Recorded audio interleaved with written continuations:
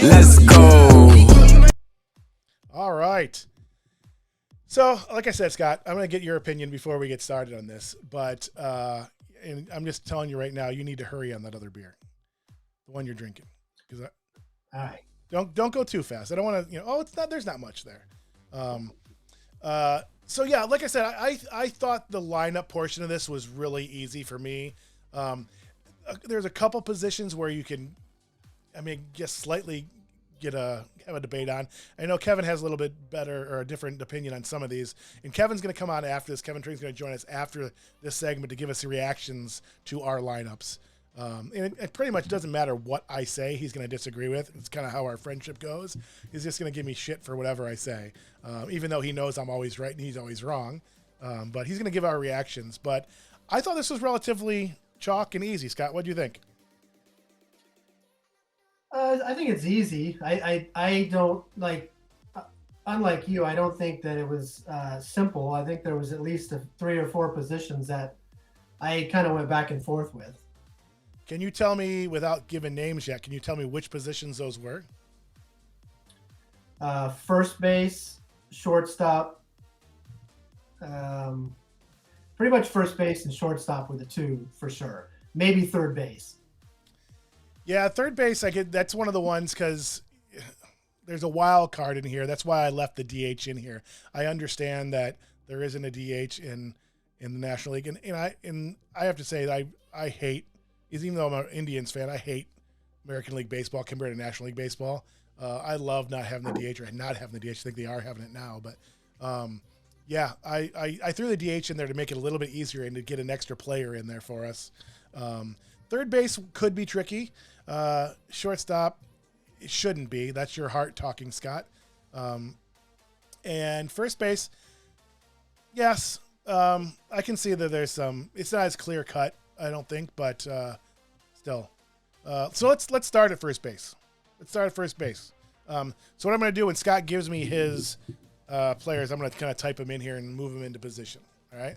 So who do you have for the best first baseman in the all-time lineup for the Reds, Scott? That would have to be Mr. Joey Votto. On the figures, I changed my thing here, so now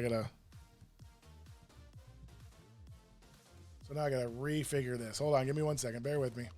It gives you time to drink that beer. Let's go down. I'm good. Whenever you're ready, I'm good. 22. Let's go there. No effects. Joey Votto. Move this into position here. All right. So you said first base was a little tricky for you. What else? Who else were you considering there, and why did you go with Votto? Well, I think another option would have been Tony Perez. But I also happen to like, when you say my heart speaking, 2 of my favorite players all-time Reds were first baseman and Hal Morris and Sean Casey. Oh, yeah. Yep. Sean Casey might have been the slowest player in the history of Major League Baseball. Yeah, I was a big Sean Casey fan.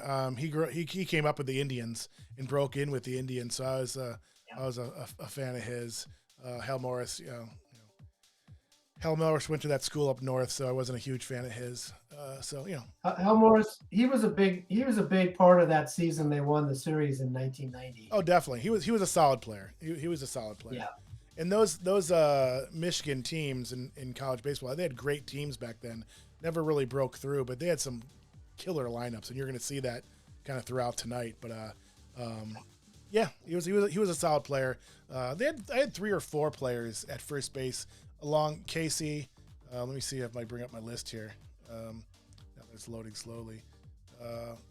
See if I had anybody different. Yeah, I had Joey Votto, Perez, Morris, and Casey as well. I went with Joey Votto. That's who I went with as well. I don't think you can argue with that. I mean, when you look at it across the board, yeah, he's definitely the best first baseman they've had. Yeah, I will say this: being a Cubs fan, he hasn't been my favorite player over the years. But did you just take a sip of that new one, dude? I did. You got to let me know. All right. I did. I said it was done. You said you were ready. You didn't. I thought we were gonna pause and make it a moment. All right. Mad Tree, rounding third. All right. Is Mad Tree the Cheers. brewery? Mad Tree is a brewery, yes. All right. All right. A red IPA. Here we go.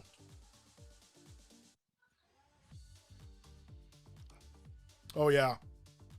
I like red IPAs. I think I told you there was one in California that I used to drink at Rosati's that I liked. I haven't figured out what it was. Yeah, this is good. You don't see too many of these. This is really good. No, Ooh. right, you don't. Oh, yeah. That's awesome, Scott. Thank you so much. Also, Scott also sent me this Rheingeist glass, too. I'm a Rheingeist dad. Cool. There you go. Hoppy. Did you try the holiday ale? I did. I wasn't a big fan, to be honest. Yeah. Yeah, I think when we were talking earlier, a lot of the holiday beers I don't like. However, my favorite beer of all time is the Great Lakes Christmas Ale. It's my favorite beer of all time. I don't know what Chuck's saying. I'll have to give it a try. Yeah. You know, every year, all those Christmas ales are a little bit different. Careful, it's almost Easter. Don't drink with Scott. All right, so Chuck brought something up. I got to tell a little bit of the story. And Kevin was involved in this night, too. So my wife, lovingly or not so lovingly, once a week reminds me about the year I ruined Easter. And I met Kevin and I went out in LA all the time. We were watching games, and we're 6 days apart. We kind of met each other watching Ohio State games and kind of just bonded, and we're kind of inseparable after that, and made every excuse we could to go drink together and hang out and watch sports and so forth. And Ohio State was playing in the NCAA tournament. I think the early game, the 11 o'clock game, and we met at a bar and invited Scott out, and that was like at 11 o'clock. One thing led to another. We stayed for the later games. Scott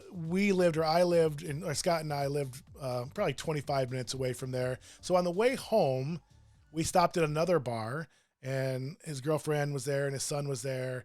And I remember we playing darts. We were there for a while, but I remember getting my bill when we got to that bar, and we had been already out for like 6 hours. I remember having 9 arrogant bastards from Stone at that bar. So you can imagine what type of shape I was in at that time. Well, my wife and I, our family, used to go to Easter service on the beach in Malibu every year with our family out there, and I was in no condition. And it was not my finer moment. She made me go. She made me get up at 4:30 and threw me in the car and took the most windy canyon road she could do to get there on purpose. But yeah, the story of Daddy ruining Easter comes up at least once a week, but I have you to blame.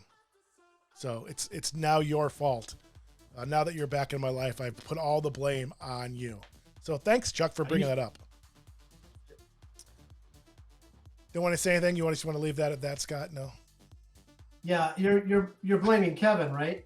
I'll always blame Kevin, but Okay. yeah, Kevin and I got in a little bit of trouble together. I'm not gonna lie. Did we have a good time? We did. It was a great time. Definitely, it was a fun time. I do remember I took a picture. I found it recently. Even in my condition, I got 3 bullseyes in one turn at that dartboard. I have a picture of the dartboard at that bar. So couldn't have been too bad. Anyway, all right. So let's move on to second base, because second base is no-brainer. Nobody else has anything else in this. Let me go here. There's no way you have anybody other than Joe Morgan, correct? Well, I did go Joe Morgan. You were going to go Brandon Phillips, weren't you? I'm a big Brandon Phillips fan. Brandon Phillips was just an amazing defensive second baseman and had a great bat as well. And, you know, for a few years there, he was a lot of fun to watch. Another ex-Indian, yeah. I think he came over in the same trade that Sean Casey did. I didn't know that. Yeah. He was an Indian for a little bit, but yeah, Brandon Phillips is a good player. But, you know, again, that's your heart talking, because Joe Morgan, Joe Morgan's Joe Morgan. Well, you know, when I look back at the numbers and the career, obviously I couldn't not put Joe Morgan in there. I love Joe Morgan too. Yeah. Brandon Phillips was always just a joy to watch. He just made some amazing plays out there. He did. I just remember Joe Morgan, or like this way, pumping his arm and his bat, his batting stance. Yeah. I liked him as an announcer too. I know a lot of people didn't like him, but I loved him as an announcer. I thought he was great until towards the end. I think he had some more controversial stuff and more controversial takes, but I enjoyed him. I thought he was good for people who didn't know the game well. I thought he did a really good job of translating what was happening in the game for kind of the average fan. So, yeah, I agree. I always liked him as an announcer as well. yeah. All right. So, I'm trying to think what order. I don't necessarily want to go in order, but we will. We'll go for now. Again, you had mentioned third base was one of those spots that was a little more difficult, and I agree. That's one of the spots that, again, I had some flexibility with the DH, and that's how I took it. But what did you go with it as third baseman, the greatest Reds third baseman of all time? I ended up going Pete Rose.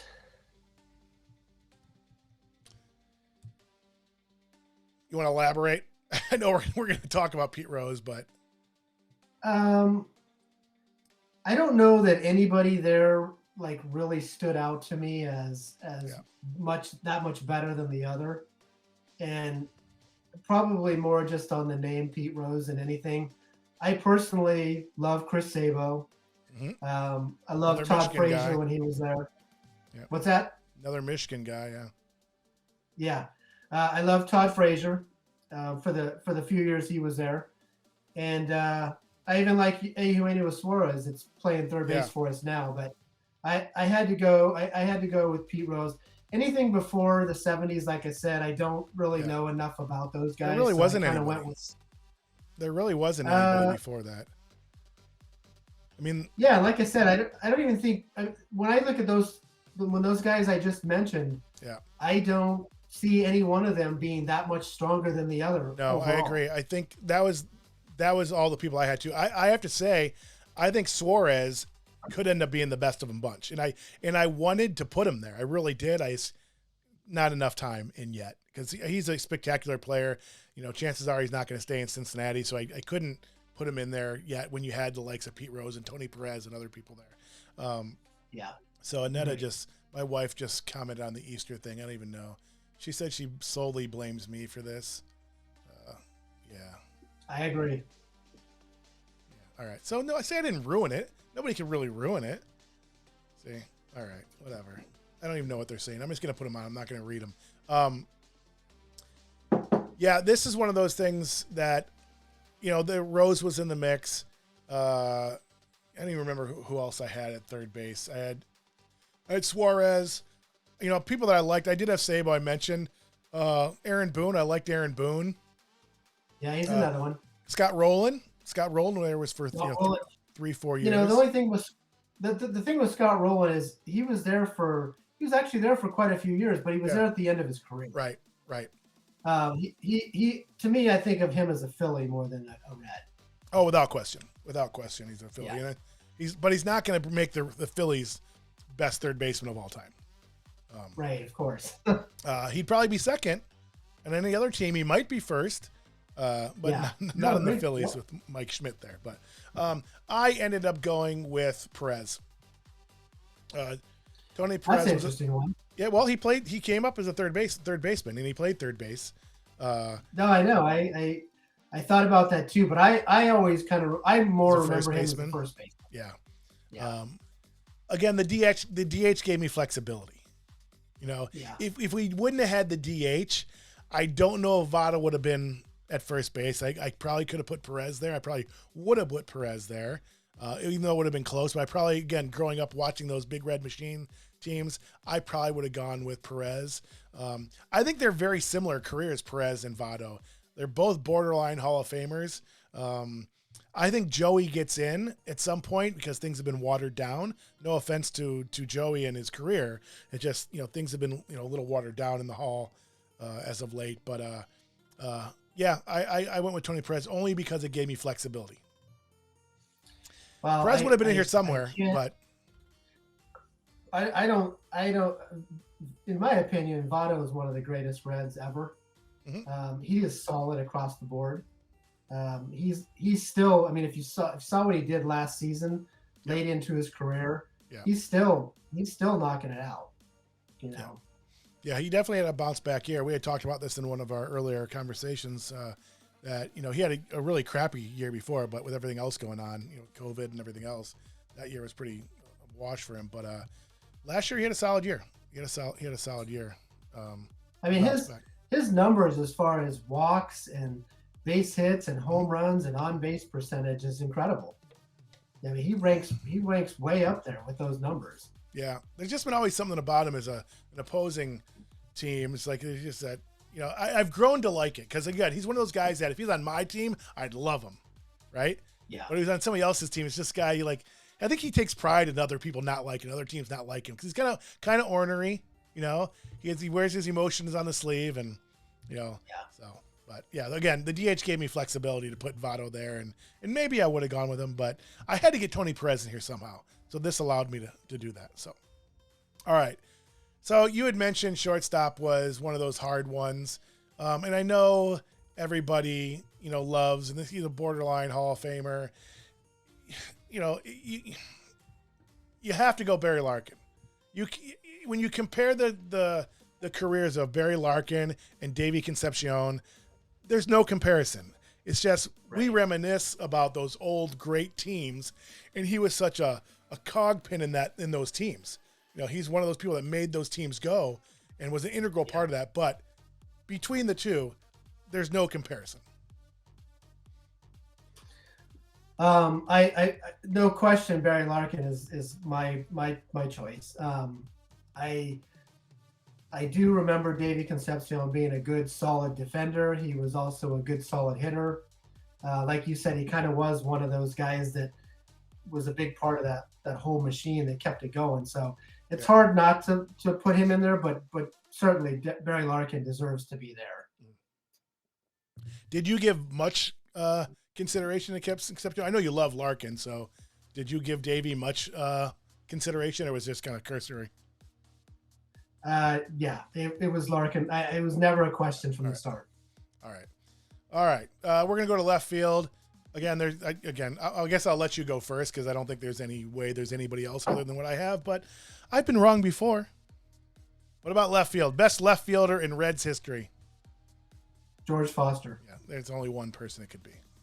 Of course, Kevin Trigg may have somebody completely dumb and stupid and him being wrong, but it has to be George Foster. Has to be George. The only other guy that I even considered, and it's not even close, really, was Adam Dunn. Yeah.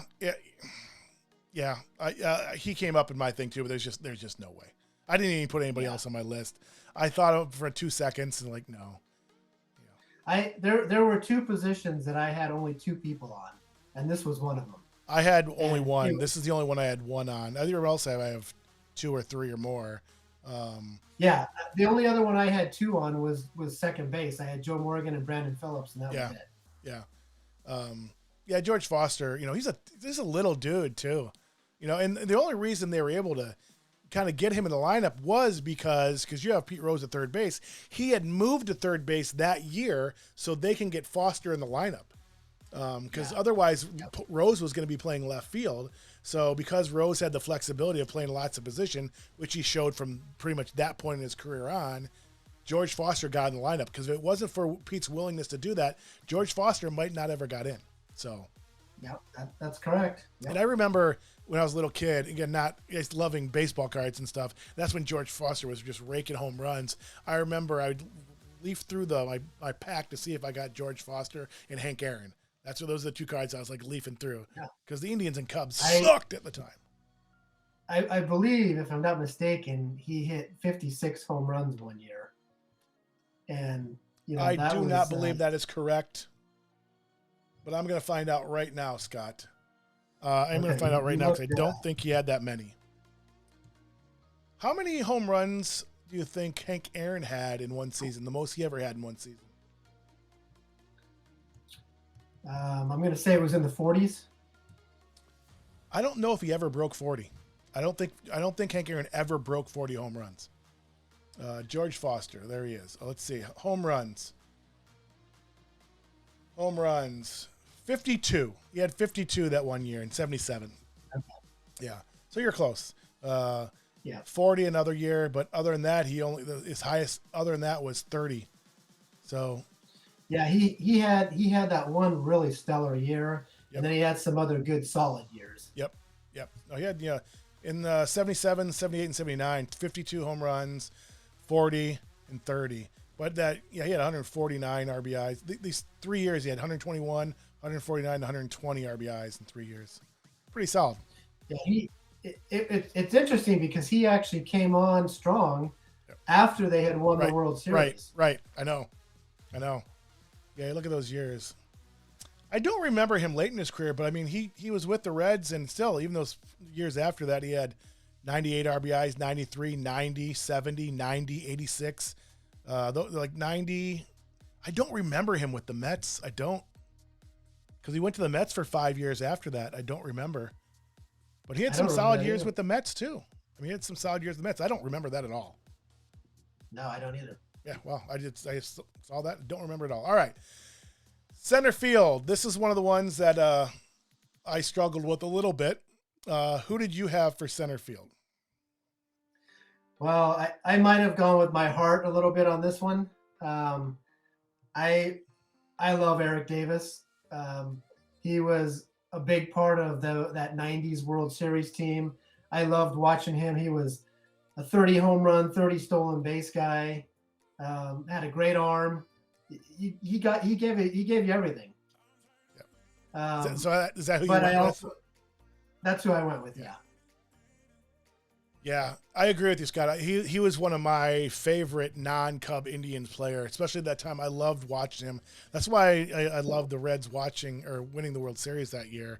I remember I was actually, I think I told you this before. I remember I was at Michigan State with some friends, road tripping down to Michigan State. My buddy Frank and some other people, and watching the Reds in the bars we were at and drinking Shark Bowls, which was a ridiculous drink with you drink out of a straw and 5 people drinking out of this big bowl. But yeah, Eric Davis is a fun player to watch. Yeah. I don't think he, lived up to his potential. He didn't have the most consistent career. He went to the Dodgers after that. But he was fun to play. He had the quickest wrist and quickest bat I've ever seen. Ever. Yeah. I mean, his wrists were and I think what kind of derailed him was he had quite a few injuries from like 90 on. Yeah. Because even in the 90 World Series, he led off the first game with a home run, which kind of set the tone for that series. Yep. And then he got injured at some point. I can't remember which game it was, but it seemed like after that, the seasons after that, he just was dealing with one injury after another. How long was it before that he went to the Dodgers? Because I think he went to the Dodgers right after that, but I don't remember how long he was with the Reds. I think it was a couple years. They actually that was when they reunited Darryl Strawberry and Eric Davis together in L.A. I totally forgot that Strawberry played for the Dodgers. Yeah, they went the same year. And I think, if I remember, Strawberry was only that half year, right? I don't think he stayed the following year. I don't remember I don't remember that. Yeah, I just know that they were both from L.A. They were friends from L.A. So it was kind of like this big thing. Yeah, I remember. I always have followed minor league baseball. Especially back in the day when there wasn't a lot of information. I remember following Darryl Strawberry and loving him. And so that 86 Mets team was one of the teams I liked a lot. That wasn't one of my teams. And that's why I'm excited to do the Mets episode with my buddy Andy. But yeah, that 86 Mets team with Doc Gooden, that was a team. That was a team. Yeah, that was a fun team to watch. I was really glad when they won that series too. Yeah. Thanks for Billy Buckner. I hated the Red Sox. I appreciate them now a little bit more, but I hated the Red Sox. And so seeing that ball, and I like Billy Buck because he was a Cub for a long time. So I hated to see that happen to him. I really did.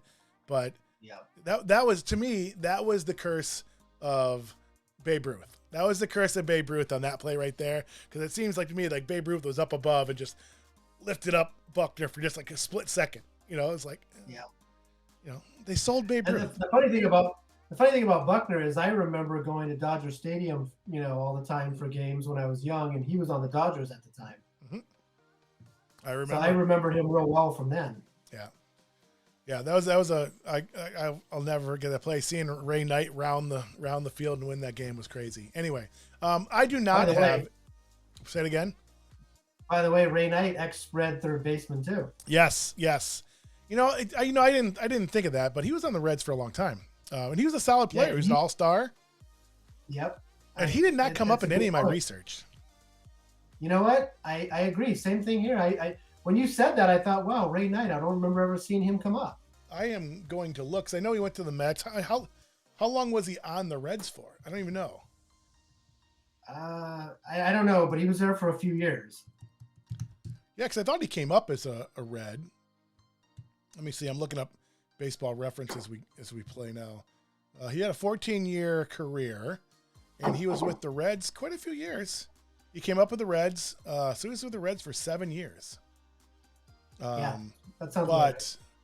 Yeah, mostly defensive, not a lot of offensive numbers. And he had 79, 78 RBIs. And back then, in 80, 81, that's a good total. That's like having 100 now. So, yeah. Yeah, but I'm surprised. Yeah, I'm surprised he didn't come up. I always remember him as being a very solid player while he was there. Do you remember who he was married to? I don't, but if you tell me, I probably will. The LPGA golfer Nancy Lopez. If you remember her. Yep. That's right. I do remember that. All right, this is a lot of time spent on center field. I have a feeling we're going to spend more on it because I do not have Eric Davis, even though he's one of my favorite players. I had to go with Vada Pinson. That was a hard one for me, but I don't know Vada Pinson that well. So I went with my heart on that one with Davis, but Vada is second on my list. Yeah. I mean, just statistically, Eric just didn't have the overall numbers. Right. Chuck remembers Nancy Lopez. Vada's career, he had a solid career. He's not a Hall of Fame career by any means, but he had a long, solid career. I think he's one of those players that gets overlooked a lot because he was playing with those great Red teams, towards the end of his career. But he was great because then when Geronimo took over Geronimo the center fielder for those big Red Machine teams? Yep. And Pinson was obviously before that, but his numbers were good. I mean, I couldn't not go with him. Davis just didn't have the staying power and the longevity, and again the injuries and everything else. But to be honest with you, I didn't look that closely at Davis's stats, which I'm going to do now. I think, and maybe you can check on this too, but did Geronimo come over from the Astros? From the Astros, yes. That's what I thought. He came over with Joe Morgan, I believe. Right. That's what I was thinking. Yeah, because Joe was they Colt scored 45. on that deal. Joe was an original Colt 45. So yep. If you remember, anybody knows about Astros history. They were originally the Houston Colt 45s, and the Astrodome was new. It was brand new for the Colt 45s, and they tried to grow grass in the Astrodome. So it was a complete disaster. There's documentaries on it. Go watch it because the field was just all brown and dirt, and then they finally put AstroTurf in. But I think Joe Morgan actually went back there too, didn't he? That's where he went back to Houston right after he left Houston, I believe. I do believe that. And so I have a quick question for you, Jay. Yeah. Did the term AstroTurf come up become what it was because of that? That was in the 80s. It might have been the first one because then you had Kansas City, you had Minnesota when that dome opened. That's a good question. A lot of stadiums went to Cincinnati, or St. Louis had one. Cincinnati had AstroTurf. A lot of teams went to that. I'd like to know how many careers that stuff ruined. But the ball was also so fast on that thing. So I give infielders a little bit more nod playing defense on AstroTurf because the ball was just much faster. It got to you quicker.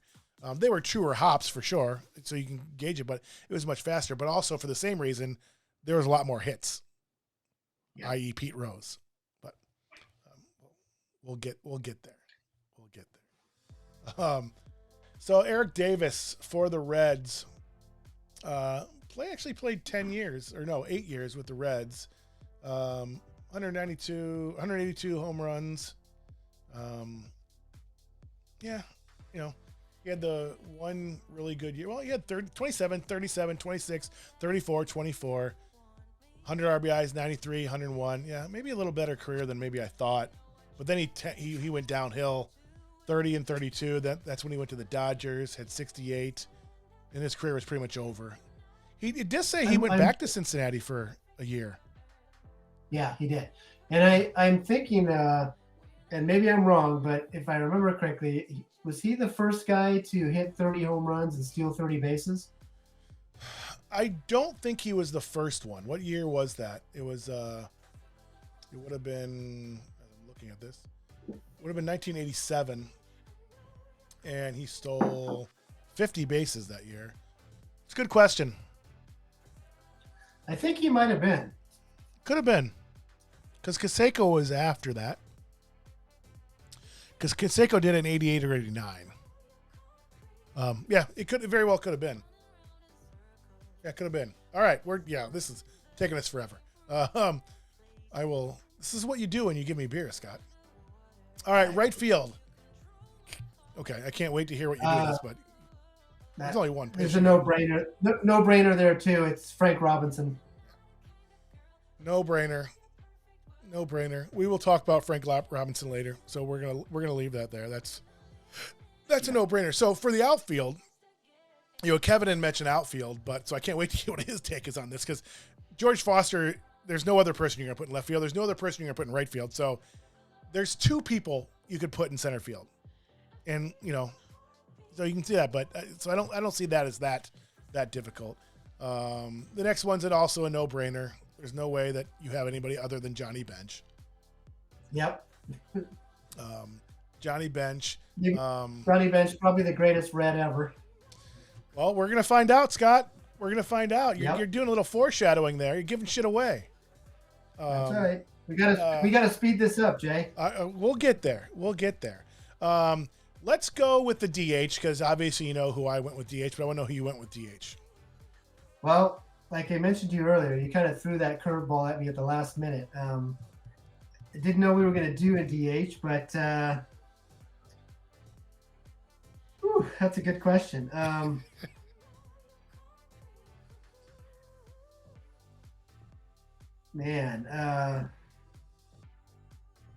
Next guy up.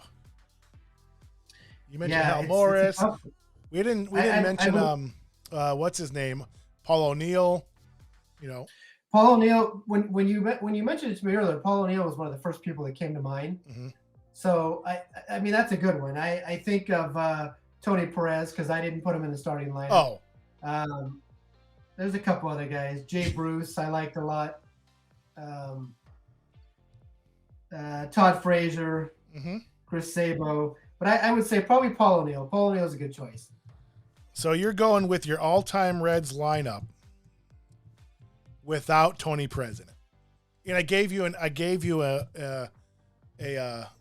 DH. Yeah, Tony Perez could have been at first. He could have been at third. He could have been the DH. So, yeah, tough to leave him out. But I didn't want to go entire Big Red machine. He's the only reason that I let the DH stay. Because I had, again, more flexibility. There was no way I could not put Tony Perez in this lineup. There's just no way. Yeah, it was hard for me because I always loved Tony Perez, and 24 has always been my favorite number, and he was number 24. So it was a tough one. What can I say? Yeah, one of the episodes we're going to do is numbers, and we'll actually do several episodes, ticking a number and saying who are the best players in all the sports that wore that number. So 24 is an interesting one. So sure. Perez will probably be in that conversation, but for me, there's only one 24. I think there's another person I'm going to mention later who I think is the most underrated or underappreciated major leaguer of all time, but the other one is Ricky Henderson. Ricky Henderson is one of the best players I've ever seen. Most people have him ranked really high, but everything he did, he was also number 24. So I think for me, Ricky Henderson would be the greatest number 24 of all time. I haven't thought about it, but to me, Ricky Henderson, I think, is one of the greatest players of all time. So, Solid Okay, across the board. Yeah, I had Pete Rose, obviously. Oh, where'd I go here? Where's my stuff? Oh, I didn't do it. All right, so I have Pete Rose. I thought you were going to go with Rose. Yeah, there's no way I'm leaving him out of the lineup. I know we're going to talk about him in a little bit, but you're not leaving Pete Rose out of the lineup. There's just no way. All right, so again, I was telling Scott and talking to Kevin about this earlier, and I can't wait till I do all major league teams and look back on this. And I think of baseball tradition. I think about the Yankees. I think about the Cardinals. I think about the Red Sox. I think about the Reds. I think about the Dodgers. Maybe throw the Giants in there because of recent stuff and in the past, but maybe and that's it. Then there's a big drop off. I wouldn't be surprised when I get all said and done with all the major league teams that the Reds don't have the worst history of pitching of all of them.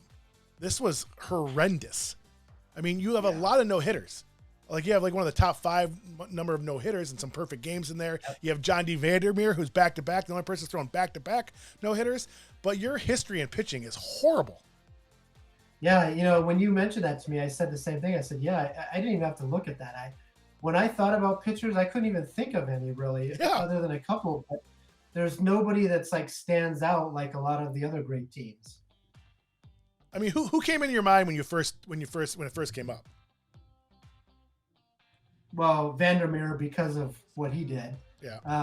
But also for me, for players that I grew up watching, I mean, do you want to? My starting pitcher on this lineup is Jose Rio. Sorry, I was opening that stout. I also have Jose Rio. That's who I have as well. And he didn't have a stellar career. He was just good for a few years. Yeah, but he always had injuries. He always had great stuff, but he was always injured. Well, if I'm not mistaken, he came over from the A's. Yep. And he never really lived up to his hype. And then when he came to the Reds, he actually had a few really good years, including he won the World Series MVP in 1990. Yep. Yeah, I went on potential with this. I mean, again, I'd seen him, with the A's, and then he kind of came into his own. When did he die? I don't know, but the interesting thing about Jose Rio is that he actually retired and then came back. Yeah. And actually had a couple good years after coming back from retirement. Was he a reliever? I do remember that because his arm was destroyed. His arm was destroyed, and he came back. And I'm looking at. I don't know if he came back as a reliever, but he may have finished up as a reliever. Yeah, he left in '95, and he came back in 2001. Yeah, there's a few years in between. Yeah. And he didn't have a lot of time. 2 years and not a whole lot of innings in that time. But yeah, his I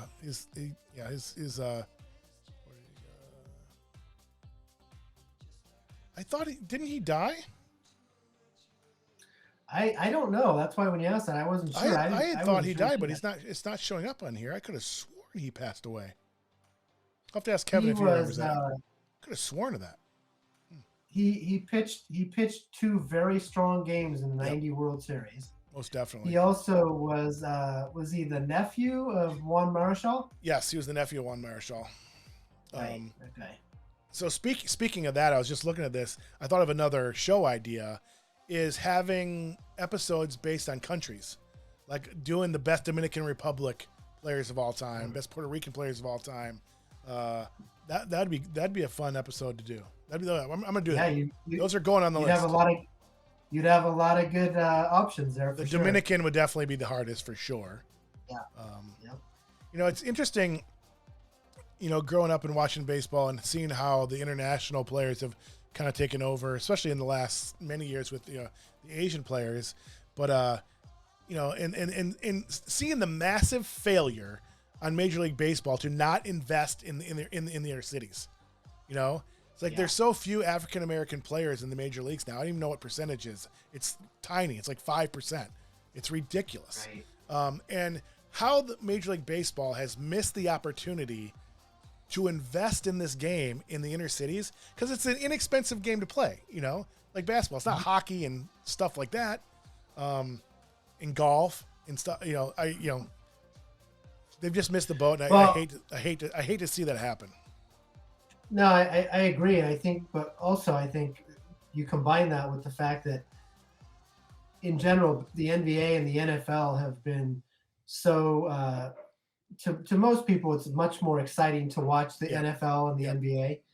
So I don't think that, growing up, kids are as likely to want to play baseball as either of those other two sports anymore. Our attention spans are too short for that. I still would rather watch baseball than in the other ones by far, especially I love college basketball. I love watching college basketball. Is probably my favorite. The NCAA tournament is like the greatest event in the world, but NBA basketball, it sucks. I can't. Other than the Cavs playoff games when they won, I haven't watched an NBA game in 30, 40 years. It's a boring game to watch. Anyway, going off on a tangent there. Well, I will say this. I love going to baseball games live. Yeah, I still think I think it's a great day to, it's a great day of enjoyment. One of the things I like too, and I think I told you about this, being in Chicago and living right downtown Chicago, I forgot the actual number, but I've been to over 500 Cubs games. I remember in '98, God, that year was great. I went to 42 games in '98 alone. I was there at Kerry Wood's 20 strikeout game. There's another story there about me being on TV and making a complete ass of myself that game. But I was at Kerry Wood's 20 strikeout game again because I loved minor league baseball and I would follow minor league, so I knew Kerry Wood really well at the time. It was, I think, his third or fourth start. And my buddy Frank and I went, and it was magical. But I also, that whole playoff or the home run stretch was just, it was, it saved baseball. But being in Chicago and what Sammy was doing and the energy and excitement around all that was just contagious. And I was at Sammy's. I told my wife when Sammy got 60, I'm going every single day. I'm going every day, no matter what. I don't care what's going on. I'm going every day. McGuire hit 60 or 59 and 60 the night before, I think on a Friday, or no, it was a Saturday because it was Sunday. McGuire hit him on Saturday. He got 60 on Saturday. Sammy had 58. I went to the Sunday game. He hit 58 or 59 and 60 the game I was at. It was just, it was nice. Awesome. It was awesome. But one thing I like about going to baseball games too is, because it's not so fast, you can socialize more. You can talk more if you're going with people. Like with basketball and football, you have to pay attention a lot more and, things like that. And football now, it's like the commercials. There's so many commercials. There's so much standing around. I know it's well, and the other, I'm a big football fan. I actually prefer watching football on TV. Oh, without question. You get a better view of the whole field, the whole scene. It's depending on where you're sitting. It's sometimes it's really not that great of a view. Bigger stadiums. And when's the last time you were at a game? Football game? Oh, probably about 5 years ago. All right, so somewhat recently. Actually, the last game, one of the last games I was at some Bears games, but I was at the Dolphins-Browns Monday night game years ago. But there's so much standing around because you're waiting for the commercials. So when you're there at the game, they're standing on the field in the huddle just like talking and shooting the shit. It's like it's unwatchable when you're there. It's just unwatchable. So anyway, Chuck agrees with us. Yeah, no, I agree. Baseball is a great sport to go to live. Love it. With some buddies or a family because you can kind of really enjoy being together in the day without focusing on every single second of the game. Yep. All right, so I'm going to try this oatmeal stout, and then we're going to finally end this segment because that was the longest lineup segment for the easiest lineup we've done so far. So this is the Black is Beautiful oatmeal stout from Geinheist.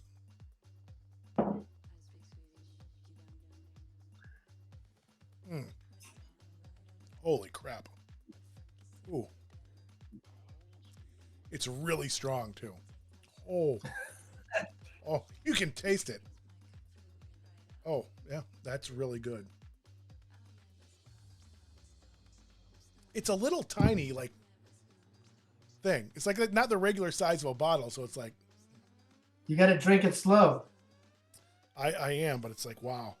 That is with really that 14%, they want you to drink it slow, Jay. Yeah. I will try to do that. All right. This is a tough one. It could be to me. It's probably one person. I probably know who you have. I went a different route for a different reason, but go ahead and tell me who you had for best reliever. Well, I actually went with the Nasty Boys. Oh, like the whole group. The whole group, because all right. Because that year that they won the World Series, that was one of the best parts of watching that team. Was every game one of those guys would come in and do the 6th, 7th, 8th inning, and then another one would come in and end the game in the 9th. And it was just that's one of my best memories ever of the Reds.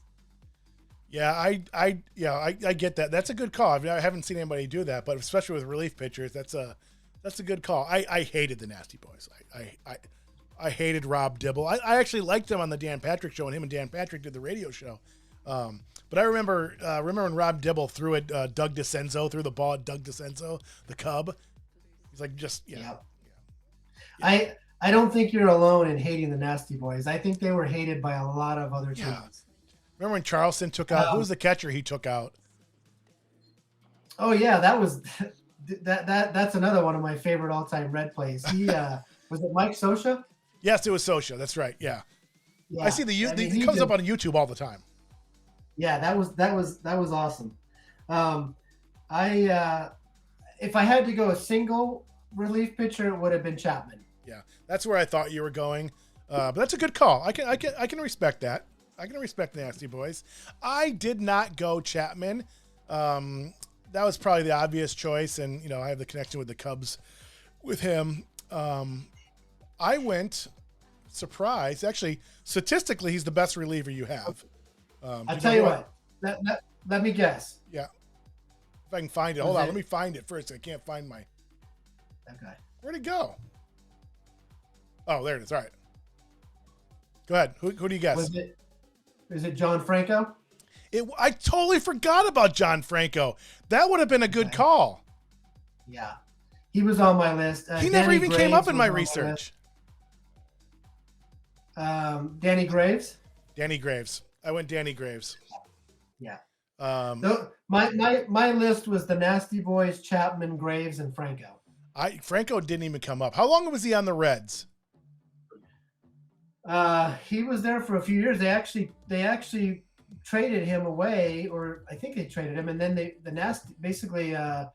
what's his name? Is that when he went to the Mets, or did he come there from the Mets? No, he went to the Mets. To the Mets? Let's see. Yeah, and the Nasty Boys kind of came in, and can't think of the one Nasty Boy's name. It was Dibble, Charlton, and Randy Myers. Yeah, Randy Myers. Yeah. Let's see. Yeah, he was on Cincinnati for, really 4-5 years. And then that long career with the Mets. He was on 12 years with the Mets or whatever. John Franco. Yeah, he was really good with the Reds before he left. We also had Jeff Brantley. Yep, Jeff Brantley too. Yeah, they've had a lot of really good, solid relievers. Not starters, but you could put a lot of relievers in there. I went with Graves because the Indians connection. He also came up in Indian, and we traded him. Yeah. He might have been in that same trade as Casey and Franco. Wouldn't surprise me if it was. But yeah, so I picked Danny Graves. Didn't have the greatest stuff, but he got it done. And I respect guys like that. Maddox, who's probably one of the best 3 pitchers of all time, arguably. Didn't have overpowering stuff. He just knew how to work it. He knew how to pitch. So Danny Graves is like that. He didn't have good stuff at all. So all right, we got to move on.